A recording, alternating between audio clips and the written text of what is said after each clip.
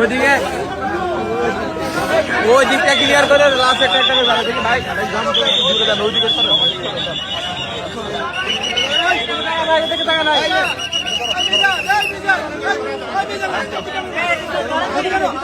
বন্ধুরা, এই বাসটি উদ্ধারকারী জাহাজ হামজা যখন এভাবে টেনে উপরে তোলে তখন বাসে যে মরদেহগুলো ছিল সেই মরদেহগুলো বাসের পেছন দিকের গ্লাস ভেঙে গেছে এবং গ্লাস ভেঙে মরদেহগুলো নিচে পড়েছে এবং সেই নিচে অর্থাৎ নদীতে পড়েছে। এই নদী থেকে একে একে ফায়ার সার্ভিসের ডুবুরি ইউনিট নদী থেকে মরদেহগুলো তুলছেন এবং তুলে এনে তারা এই যে পদ্মা নদীর ওপরে যে এই যে পন্টুন, এই পন্টুনের ওপরে মরদেহগুলো রাখা হচ্ছে।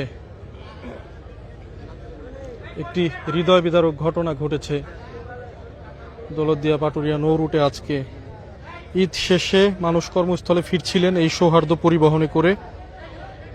বিকেল 4:45টার দিকে দৌলতদিয়ার 3 নম্বর ফেরিঘাটে এখানে ফেরিতে ওঠার সময় বাসটি নিয়ন্ত্রণ হারিয়ে একেবারে সরাসরি নদীতে পড়ে যায় এবং 50 জনেরও বেশি যাত্রী ছিল বাসটিতে। মাত্র 7 জন যাত্রী তারা উঠতে সক্ষম হন।